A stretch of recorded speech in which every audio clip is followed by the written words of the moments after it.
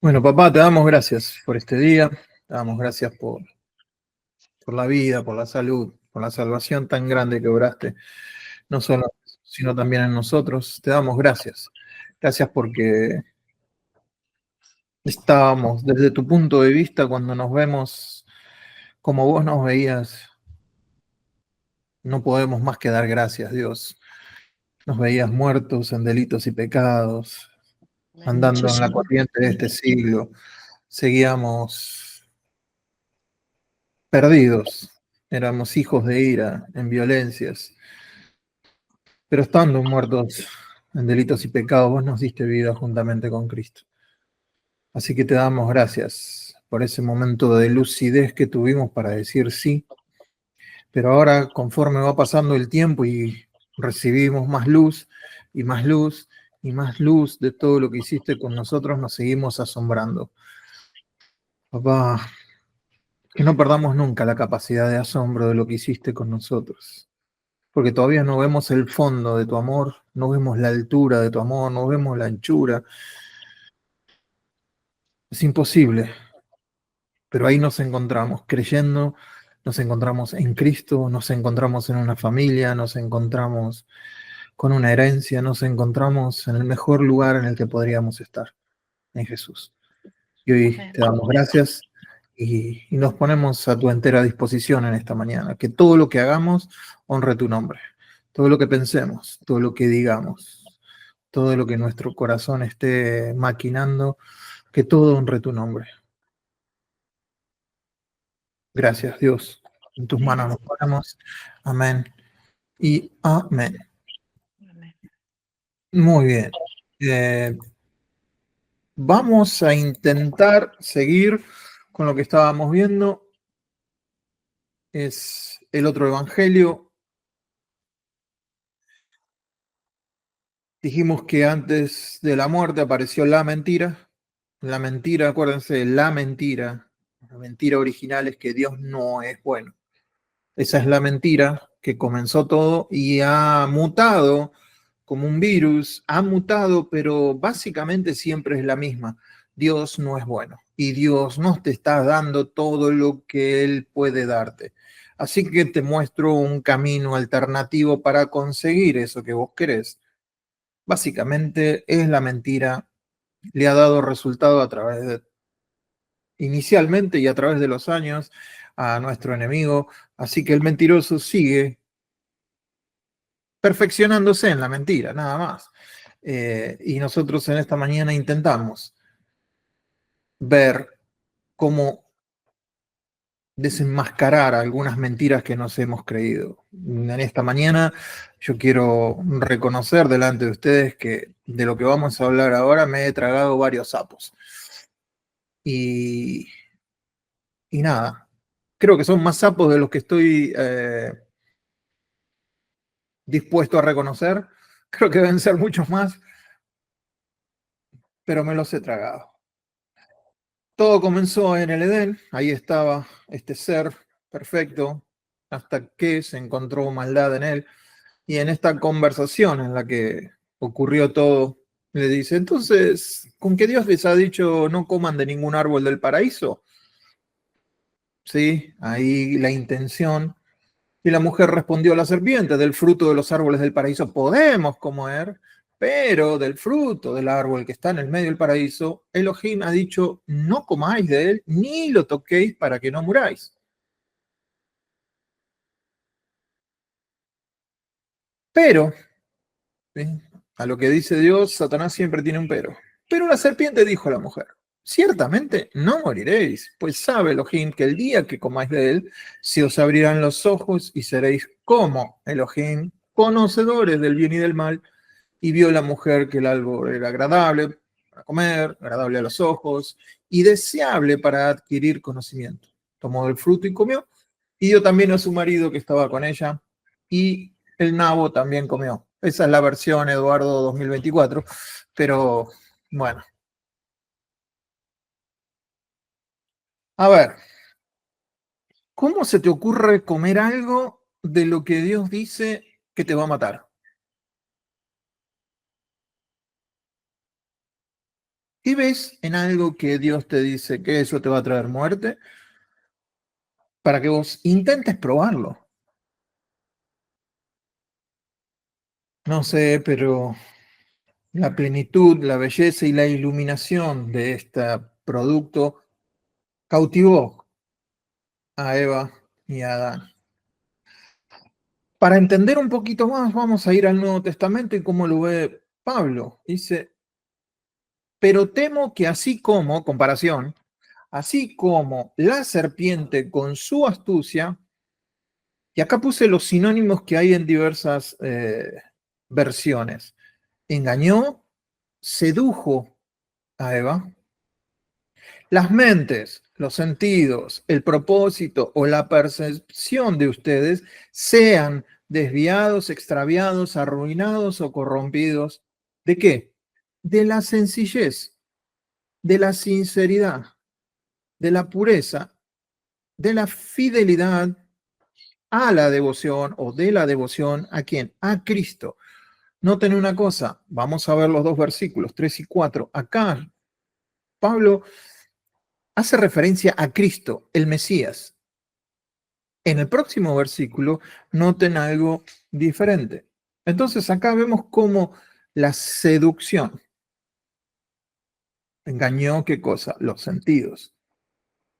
Y Pablo dice, cuidado ustedes, corintios, con esto.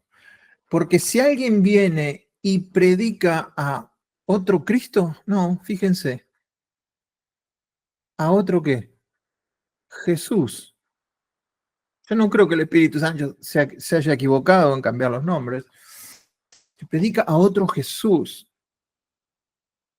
a quien no hemos predicado, o reciben un espíritu diferente que no han recibido, o aceptan un evangelio distinto que no han aceptado, bien lo toleran. O sea, en el contexto de lo que estamos hablando acá, Pablo está siendo absolutamente sarcástico, está siendo satírico. Era muy normal en los predicadores o en los oradores del tiempo de Pablo de hacer estas sátiras, ¿no? De proponer algo y decir, ustedes vienen a alguien a predicarle y aceptan todo lo que le dicen. ¿Por qué? Porque el que viene a predicarlo los adula, ¿sí? Les masajea el ego, los mensajes que aparentan ser buenos, que parecían tener sentido. En cambio, Pablo les daba con un caño, Pablo les mostraba dónde estaban las dificultades, Pablo les mostraba, y entonces ese mensaje, el evangelio, no les causaba tanta, no era tan agradable a los sentidos como aquellos que traían un evangelio distinto. Lo que él está diciendo básicamente es, vienen algunos que parecen tener autoridad, porque si nos ponemos a entender, yo los miro a ustedes, todos han sido líderes, todos han sido ministros o pastores. Ustedes saben que cuando uno se pone en el púlpito, puede manejar a una multitud, puede manejar a un grupo de gente. Y puede manipular también los sentidos y puede manipular un poco las cuestiones. No digo que nosotros lo hayamos hecho, pero sabemos que se puede hacer. Entonces, alguien que parece tener autoridad, a veces dicen cosas que agrada a lo que queremos oír. Y entonces, ahí es donde Pablo dice, cuidado con eso. Todo tiene que ser revisado a la luz de la palabra.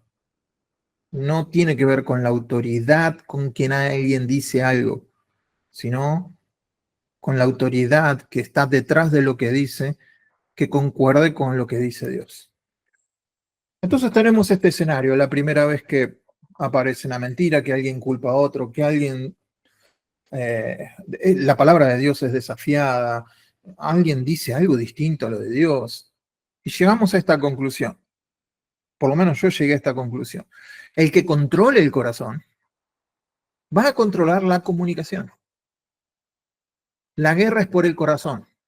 La guerra cósmica, la guerra es por quién domina el corazón del hombre. Y entonces el hombre va a encontrar belleza, plenitud e iluminación en qué. Y bueno, seguimos buscando eso. Hay una forma de encontrarlo, por ejemplo, en nuestros tiempos en las redes. En nuestros tiempos era en la televisión, en otros tiempos era en un club, en otro tiempo era en las discusiones que había en la Europa o distintas cosas, pero buscamos eso. Y todo eso lo tenemos en Cristo, como lo tenían Adán y Eva caminando con Cristo a la tardecita, en el fresco de la tardecita.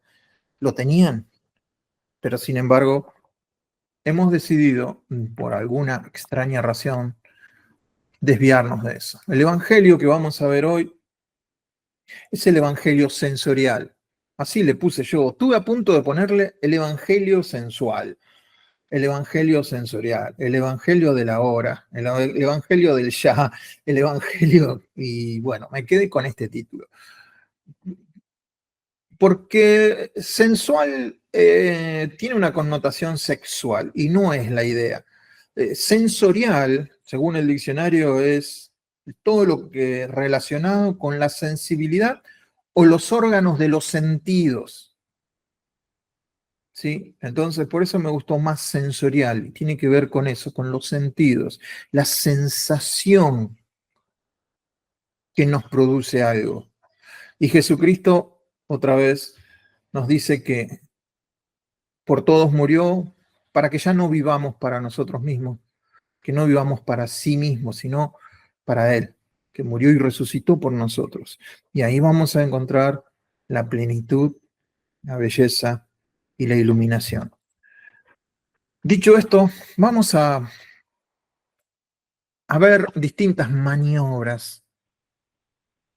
Pablo dice, no ignoramos sus maquinaciones. Podría haberle puesto maquinaciones, pero distintas maniobras, maquinaciones, en donde Satanás, como siempre, oculta. Viene, nunca viene a cara descubierta. No te vas a encontrar cara a cara con él. Te vas a encontrar con una careta de él. Te vas a encontrar con un disfraz de él.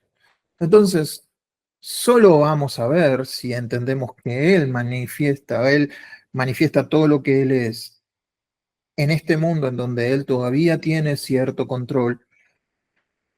Nos va a dejar ver lo que queremos que vea, es lo que hace un mago. A veces en el mundo antiguo se creía que los magos tenían impacto con el diablo porque hacían esos trucos.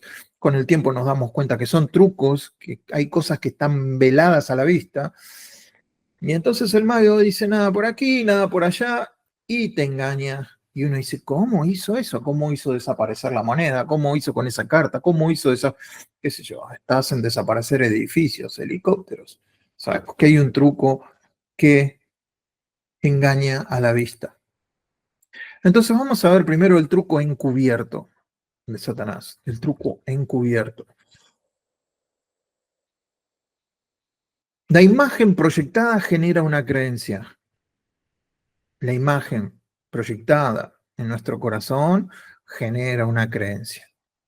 La imagen viene de algo que nosotros estamos viendo o escuchando. Eso crea una imagen. Y si nosotros creemos esa imagen, genera una creencia. Y acá viene la lucha. Es entre fe y vista. Acuérdense, nosotros generalmente decimos que el antónimo de fe es incredulidad. No, el antónimo de la fe bíblica es vista. Le dice a Tomás el Señor, porque me has visto, has creído. Bienaventurados los que no han visto y creen. Más que bienaventurados los que no ven y creen.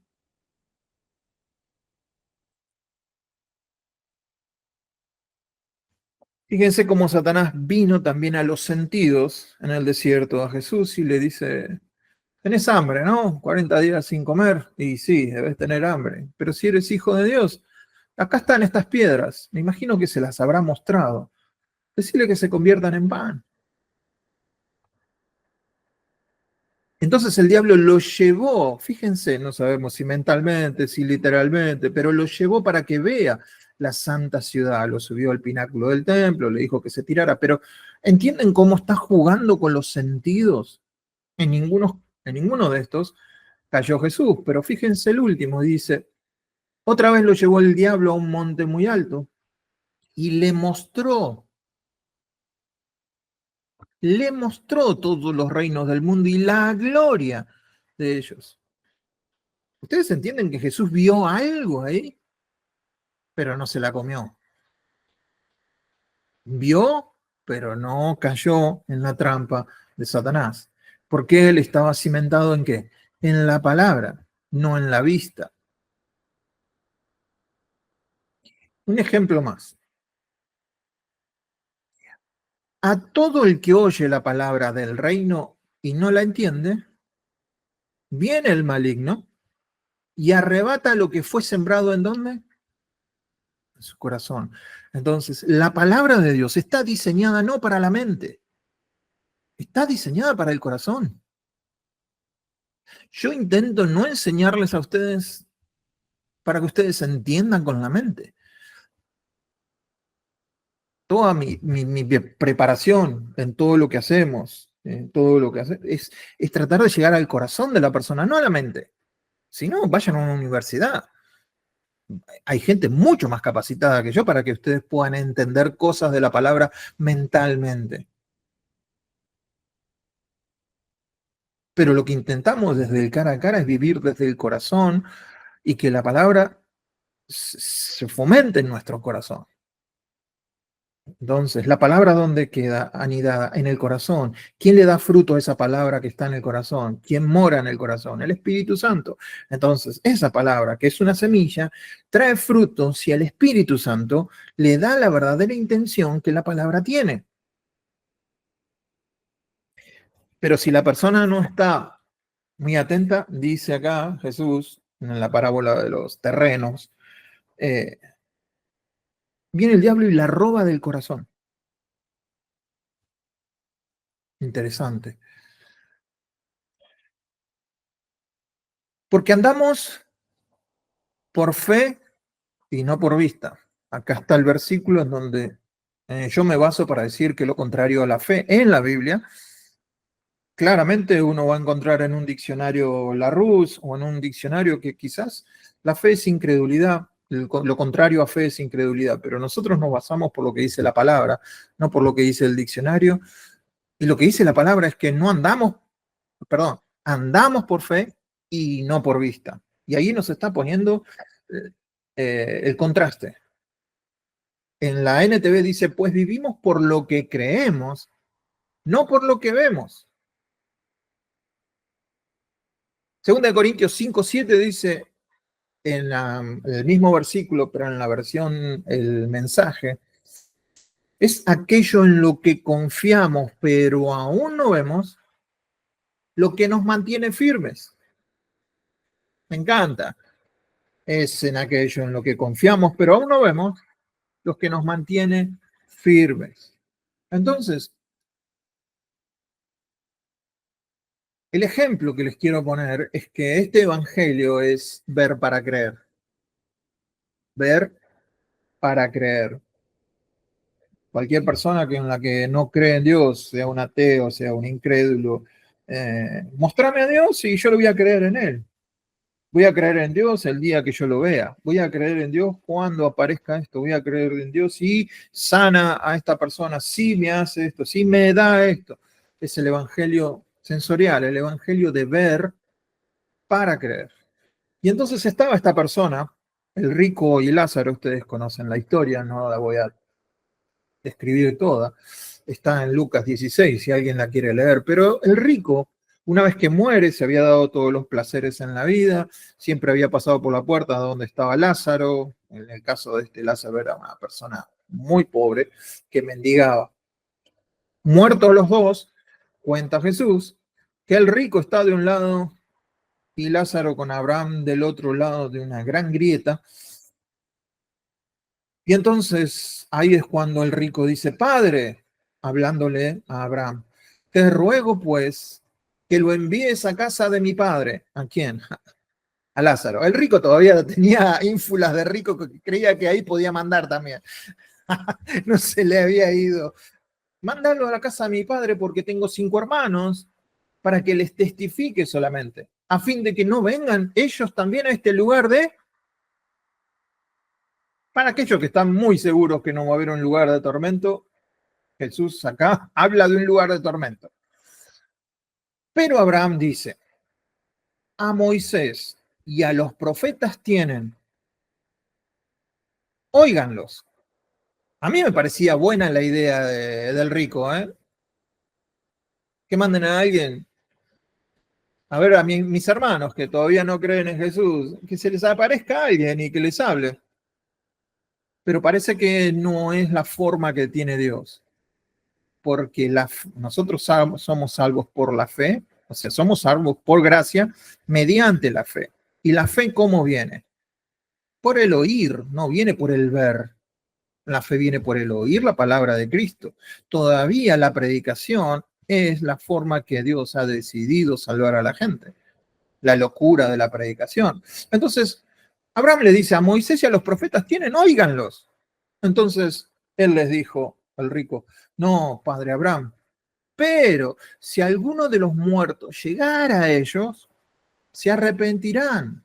Y fíjense cómo termina Abraham diciendo, si no oyen a Moisés y a los profetas, tampoco se persuadirán si alguno se levantara de los muertos. De hecho, esto pasó, porque Jesús se levantó de los muertos y hubo mucha gente que no creyó y todavía sigue sin creer. Entonces, el ver para creer es el mantra del Evangelio sensorial. Es el que está liderado por la vista y no por la fe. Entonces vimos ya el truco encubierto de Satanás. Y hay un truco disfrazado también. Perdonen los títulos, no se me ocurría nada más ingenioso. Satanás explota ¿qué cosa? La racionalidad autónoma de nuestra emocionalidad. Las emociones vienen de nosotros, son tan reales que parece que son la verdad. Y Satanás se hace un picnic con eso. Está en el patio de juegos de donde están los chicos, en un recreo, cuando nosotros nos dejamos llevar solo por las emociones. Él quiere que definamos la realidad de acuerdo con cómo nos sentimos. Primero es cómo vemos y ahora es cómo nos sentimos, que va a definir la realidad o la verdad. Cómo nos sentimos es cómo somos gobernados para actuar, para vivir, para expresarnos.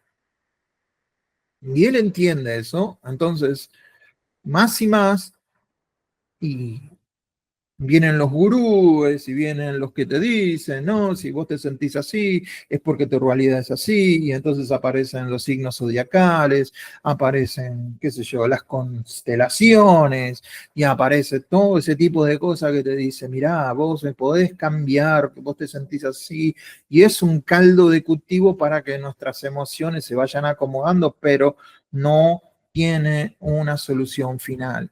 Como creo que ayer dijo Ricardo en el video que envió al grupo, no hay solución, con todo lo que respeto a la gente que está en la psicología y todo eso, no hay sanidad fuera de Cristo Jesús. Entonces,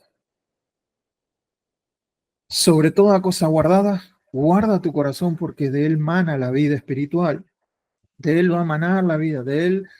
Entonces, ¿qué dejamos entrar a nuestro corazón? ¿Cómo nos sentimos? Satanás lo único que quiere es que nosotros solo sintamos, a ver si se entiende, nuestros sentimientos, no que pensemos en ellos. Los sentimos y reaccionamos a ellos. Y Satanás con esto está en su patio de recreo, sea buenísimo, no pienses mucho, no. no, no lo analices mucho. Entonces los sentimientos se convierten en una imagen o los relacionamos con alguna imagen y la imagen va a determinar nuestro lenguaje. Y es ahí donde la comunicación, el lenguaje, el habla, es el diagnóstico perfecto para saber cómo estamos. Porque de la abundancia del corazón habla la boca. Si entiendo que del corazón mana la vida, y yo estoy hablando otra cosa que no es vida, hay un problema en mi corazón. ¿Qué me está faltando? Cristo. En alguna de sus facetas, en alguna de sus formas, me está faltando afianzar a Cristo en mi corazón. Lo que hablamos va a demostrar en qué estuvimos pensando, qué estuvimos mirando, a qué le dimos atención, qué dejamos entrar por medio de nuestros sentidos a nuestro corazón. Y obviamente que estoy hablando en los casos donde hay algo negativo, pero también cuando dejamos entrar en nuestro corazón la palabra, cuando dejamos, obviamente nos vamos a dar cuenta porque va a cambiar nuestra forma de hablar. Y eso es lo positivo. Y lo que hablamos mata o da vida.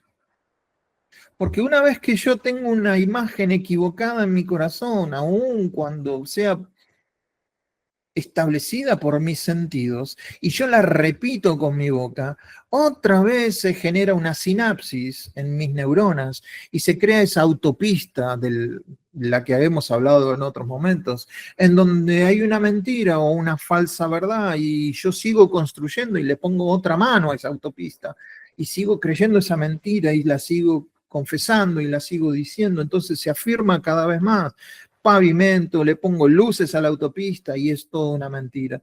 Lo que yo tengo que derribar las fortalezas, tengo que derribar esas autopistas, tengo que derribar todo eso, esos argumentos que se levantan en contra del conocimiento de Dios y establecer la palabra. Me guste o no me guste, la entienda o no la entienda, la palabra es la verdad. Y una vez que eso entra en mi corazón, el Espíritu Santo le va a dar el sentido a esa palabra de lo que yo necesito para poder cambiar, para poder ver distinto, para poder escuchar distinto, para poder sentir distinto. Y me voy a dar cuenta que voy a estar hablando distinto. ¿Sí?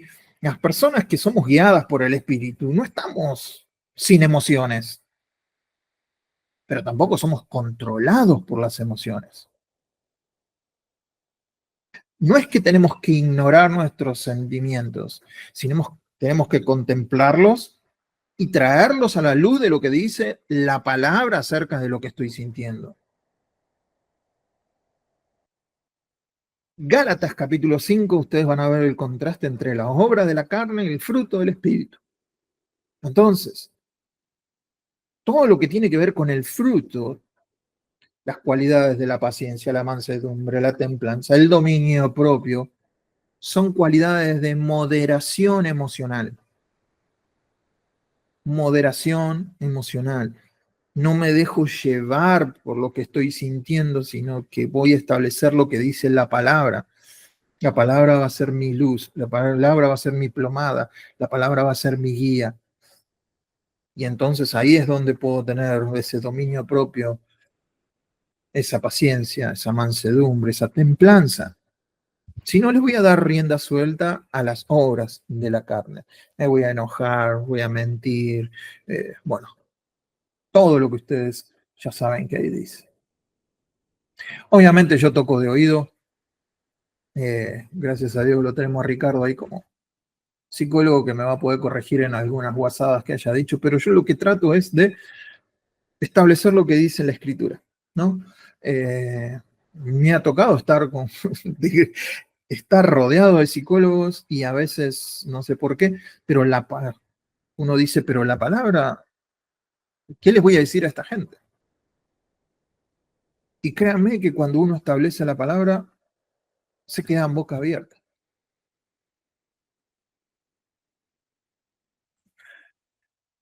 Y entonces entender, una vez tuve una, justo cuando lo estaba preparando, yo me había olvidado de este evento.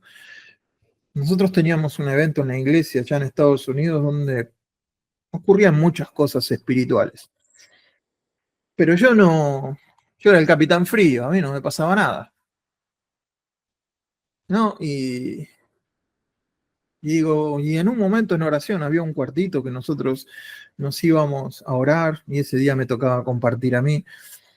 Y estaba ahí, pero rogándole al Señor poder tener una experiencia. Digo, mirá, fulano de tal, mirá, mengano de tal, mirá aquel, mirá el otro, está pasando esto. Y yo acá como un témpano de hielo. Y fue un pensamiento, fue una impresión, no fue audible, pero hasta el día de hoy cuando me acuerdo me tiembla todo. Y la palabra fue muy tierna, fue muy, pero penetró hasta lo más profundo y no me dejó. Y me dijo, ¿no te basta mi palabra? Me quebró, me hizo, pero bolsa. ¿No te basta mi palabra? ¿Que querés algo más? Entonces, todo eso que yo estaba planteando se derrumbó como un castillo de naipes. Sí, le tuve que decir, Señor, sí, me basta tu palabra. Me basta tu palabra, aunque no sienta, aunque no experimente cosas, tu palabra es tu palabra. Y entonces, entendiendo que la palabra de Dios es viva, eficaz, cortante, que penetra, que parte, que discierne las cosas que son de la carne y las que son del espíritu, poder entender y entrar en ese mover de Dios. No comernos el truco encubierto, poder ver el truco disfrazado. Acuérdense que Satanás se disfraza. Satanás es una comparsa completa. Satanás se disfraza a él, se disfrazan ministros, se disfrazan apóstoles como ángeles de luz.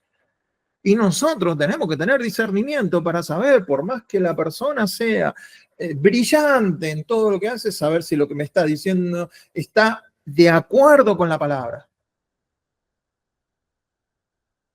Y no aceptar otro evangelio, ni mentalmente, ni sensorialmente, desecharlo. Es un corso. No sé si fuiste a ver algún corso, yo he ido cuando están todos con máscaras, es un carnaval, le dan rienda suelta a la carne, eso significa carnaval. Ahí están todos disfrazados para esconder lo que pueden hacer. Bueno, eso es lo que es Satanás, es un corso, pero el truco está revelado. Hay un truco para poder entender esto, por lo menos desde lo que yo estuve mirando, desde lo que yo estuve viendo, y el truco se me reveló ¿dónde? En el libro más antiguo de la Biblia.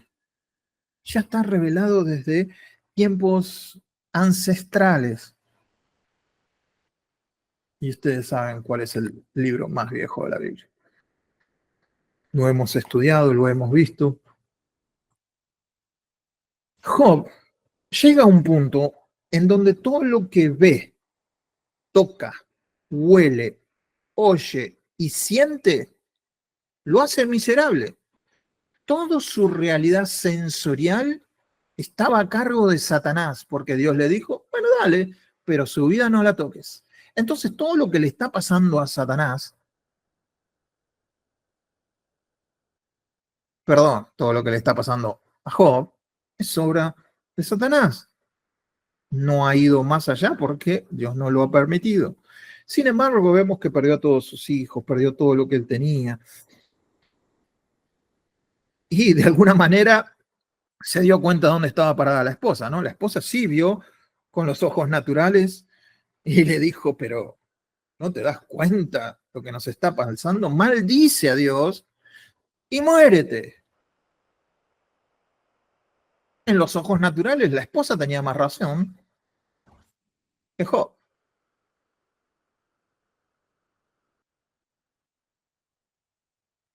No tenemos registro en la vida que alguien haya sufrido más que Job, aparte de Jesús. ¿no? La injusticia, el dolor, el desamparo.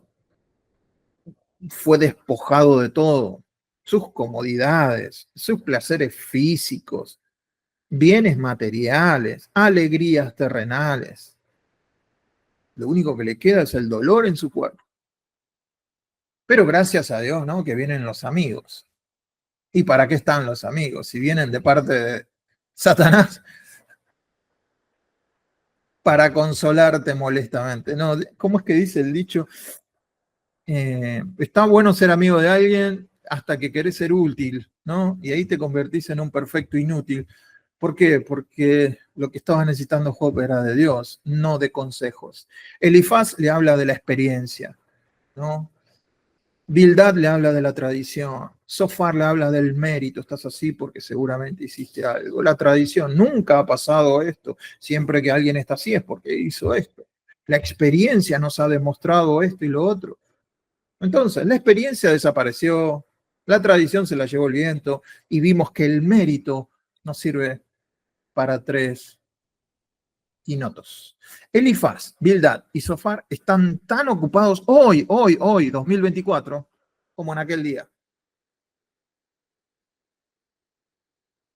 tratando de hacer bueno al hombre, tratando de que el hombre sea bueno.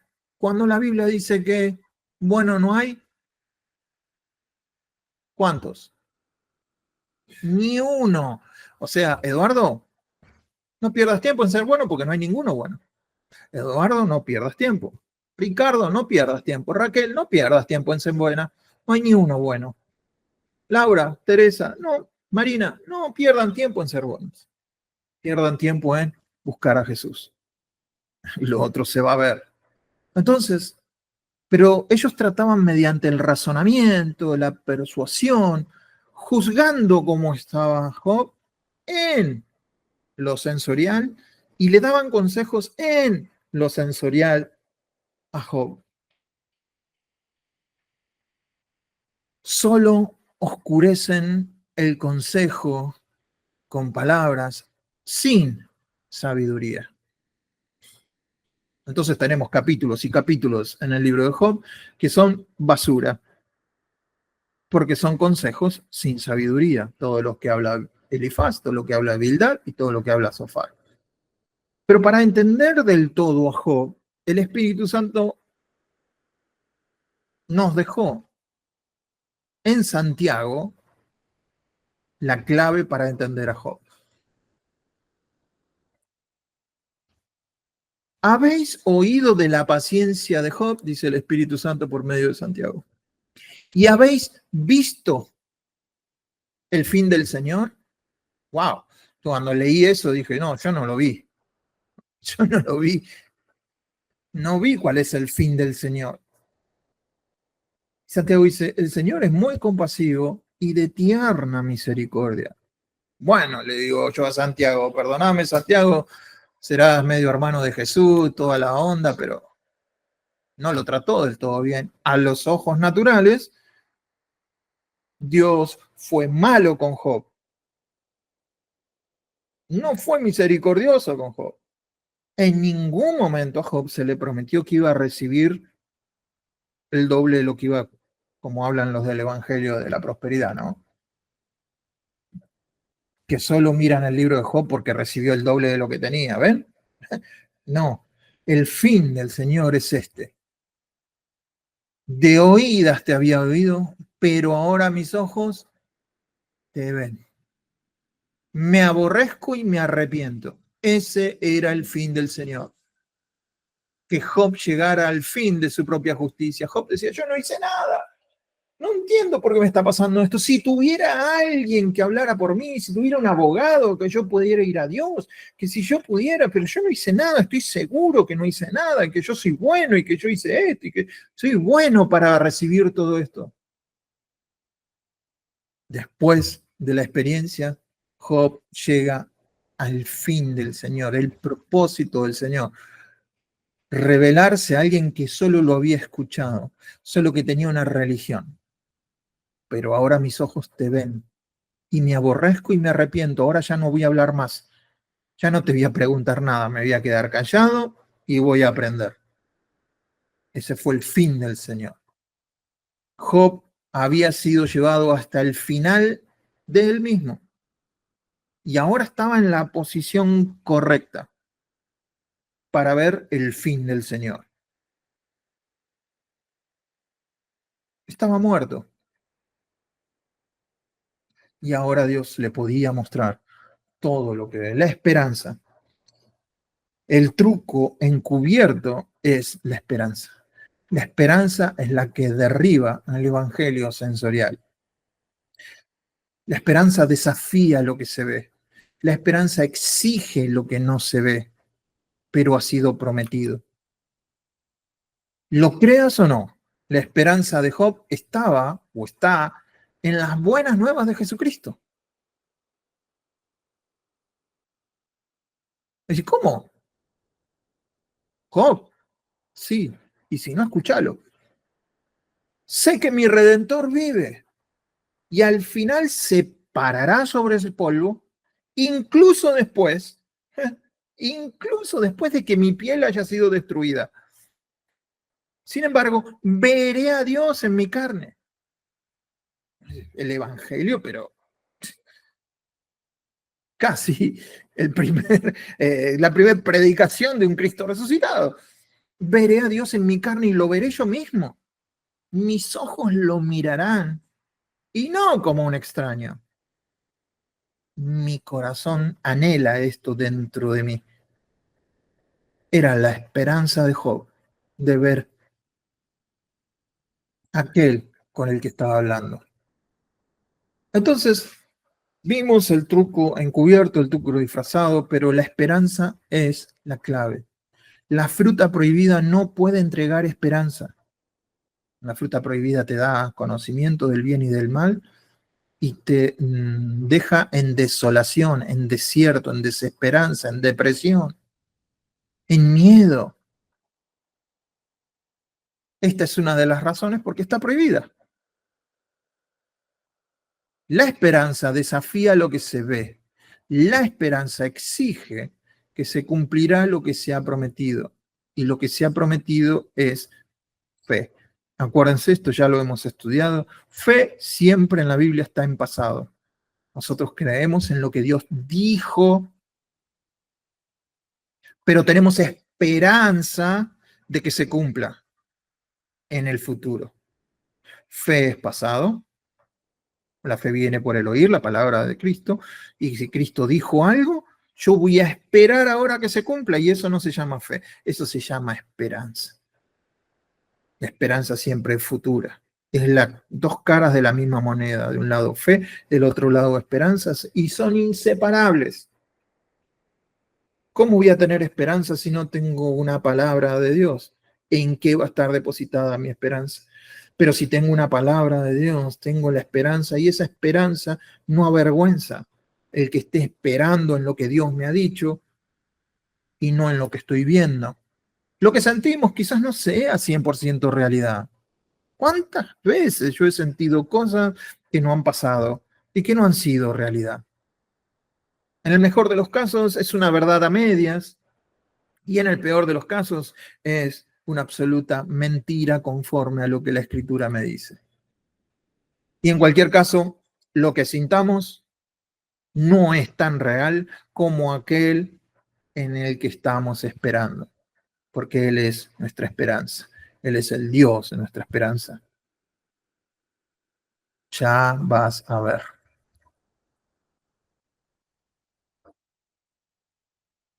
Algunos versículos como para afirmar esto que estoy diciendo. No te afligirás como los demás, como los que no tienen a Dios, que no tienen esperanza. La esperanza reservada para ti en el cielo. Cuando recibamos esa esperanza ya va a dejar de ser esperanza porque ya no lo vamos a esperar más, porque ya lo vamos a ver. Todo aquello que se ve, ya está. Cristo en vosotros es la esperanza de qué? De lo que estamos hablando desde hace varios domingos. Gloria. Él está en gloria, nosotros estaremos en gloria. Vamos a estar con el Cristo glorificado y esa es la esperanza que tenemos. Cristo Jesús es nuestra esperanza. Entonces, cualquier diccionario te va a decir que la esperanza es en anhelo, futuro. Bueno, la Biblia me dice que la esperanza es una persona, señoras y señores. Es una persona. Te guste o no te guste, lo entiendas o no lo entiendas, la Biblia dice que Jesús es nuestra esperanza. Y yo le creo a la palabra, aunque no la entiendo del todo, pero elijo creer lo que está escrito, que Él es mi esperanza. Y tenemos esta esperanza como un ancla del alma, como un ancla del alma firme y segura. Yo tengo acá una pulserita que me compré, no sé si la alcanzan a ver, me la compré con una idea, ¿no? Porque tiene un ancla y tiene un cordón que da 3 vueltas a la muñeca. No sé si la alcanzan a ver. Ahí está la anclita. Y acá está todo el hilo, todo el hilo, todo el hilo. Cada vez que me la pongo, yo sé que esto está en mi corazón, que la otra punta de este hilo está en el trono donde está sentado mi Señor. En el día que este cuerpo desaparezca, Él va a tirar de esto y en un santiamén voy a estar con Él, en un abrir y cerrar de ojos. Mi esperanza está firme, está segura porque está sentada en un trono, tiene pelos en la pata y se llama Jesús.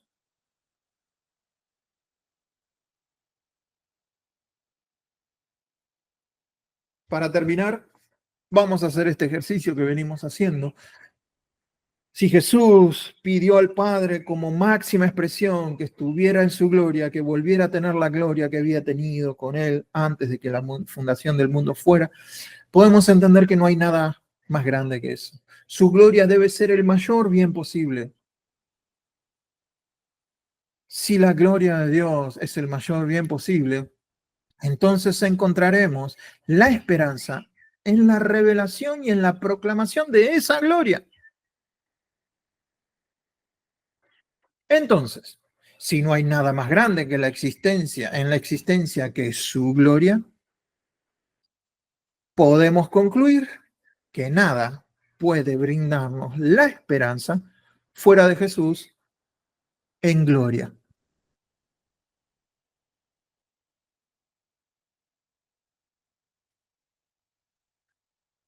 ¿Cómo se aplica esto a nosotros? Con el versículo del cara a cara. Por tanto, todos nosotros, mirando a cara como en un espejo, la gloria del Señor, somos transformados de gloria en gloria en la misma imagen. ¿Quién lo hace? El Espíritu del Señor. Él es el que nos lleva. El Espíritu Santo nos revela a Cristo. Es su trabajo. No vino para que hablemos de Él. No vino para que nosotros lo adoremos a Él. Vino para mostrarnos a Jesús. Guiarnos a la verdad que es Jesús. El Dios de este mundo ha cegado el entendimiento de los incrédulos para que no vean el resplandor del verdadero evangelio. Por eso hay otros evangelios. Pero nosotros estamos estudiando el evangelio de la gloria de Cristo. La buena noticia de que Cristo está glorificado. Ese es el ser supremo. No hay nada más arriba de él, no hay nada, no existe un escalón, un escalafón más arriba de nuestro Señor Jesús. Está en gloria. Nuestro Mesías está en gloria. Y nosotros estamos sentados con él. Nosotros estamos en él y él en nosotros. Y entonces ahí tenemos la imagen de Dios. 100% Dios, 100% hombre, sentado en el trono. Porque no nos predicamos a nosotros mismos. Ahí está bueno entender que la predicación sigue siendo la locura para que la gente se salve o porque la gente siga en ese camino de salvación y siga ahondando en la salvación. No nos predicamos a nosotros mismos. Es muy triste escuchar que nos prediquemos a nosotros mismos, que prediquemos lo que nosotros hacemos, que prediquemos cómo lo hacemos, que prediquemos cómo los demás lo tienen que hacer, que prediquemos de cómo de venir a la iglesia, que prediquemos de dar el diezmo, que prediquemos de hacer obras, que prediquemos de todo el cotillón y nos olvidemos del cumpleañero, que nos olvidemos de lo central que es Jesucristo, Jesús el Cristo, como Señor. y nosotros como sus siervos. Siervos por amor a Cristo. Que Dios nos ayude a poder descubrir cuando viene ese evangelio sensorial, que lo podamos detectar. Es mi oración que cada uno de nosotros tenga las antenitas de vinil, como decía el Chapulín. Mis antenitas de vinil están viendo la presencia del enemigo. Bueno, nosotros tenemos el Espíritu Santo y si apagamos toda nuestra computación externa, apagamos todo nuestro aparato sensorial y dejamos que el Espíritu nos revele lo que estoy escuchando, lo que estoy viendo, lo que estoy sintiendo, si es conforme a lo que Él quiera, créame que eso va a suceder. No hay otro evangelio, dice Pablo. No, yo le puse un título y quizás va en contra de lo que dice Pablo, pero es un juego de palabras. Pablo dice, no es que haya otro evangelio, sino que hay algunos que perturban, ¿qué cosa? Esa buena noticia. La quieren pervertir esa noticia. ¿Qué noticia? La buena noticia del Mesías, de Cristo Jesús, sentado, glorificado, Rey, sumo sacerdote, siempre y para siempre. Que Dios nos ayude. Papá, venimos en esta mañana y te damos gracias. Gracias por estar siempre atentos a nosotros. Te pedimos perdón por las veces que nos hemos comido un sapo y ni hemos entrado en esas cuestiones de los sentimientos y, y no los hemos expuesto a la luz de tu palabra. Te pedimos que seamos conscientes de que tenemos que enfocarnos en el fruto del Espíritu y no en los sentimientos. Y poder que el fruto del Espíritu, ese amor que vos nos has puesto, genere templanza. Que los sentimientos, bienvenidos sean, vos los creaste, pero que no nos gobiernen, que no nos dominen, que nosotros tengamos templanza y dominio propio, y eso se genera permaneciendo en vos. Si permanecemos, el fruto va a venir en su manifestación de templanza y dominio propio. Ayúdanos, papá, porque vos sabés que este mundo nos está bombardeando constantemente. Nuestro cuerpo nos bombardea constantemente. Dolores, alegrías, tristezas, frustraciones, soledades. Todo eso está alrededor nuestro. Que nosotros podamos correr a la torre fuerte. Que constantemente podamos ir a vos para refugiarnos y nos digas qué está bien y qué está mal de eso que estoy sintiendo. No hacer un juicio hasta que no tengamos de vos el entendimiento profundo de lo que me está pasando. Gracias te damos por acompañarnos, por tomarnos de la mano. Yo sé que en tus planes no está soltarnos. En tus planes no está el soltarnos la mano. Aunque andemos por valle de sombra de muerte, tu vara y tu callado nos van a infundir aliento en un mundo que nos desalienta constantemente. Así que te pido por mis hermanos y por mí mismo que podamos encontrar siempre tu mano cerquita, que nos aferremos de tu callado y que caminemos con vos, aunque la noche sea oscura, aunque haya tormentas, aunque no se vea el final de ese túnel. Si estamos con vos de la mano, ¿quién contra nosotros? Gracias, papá, en el nombre de Jesús. Amén y amén.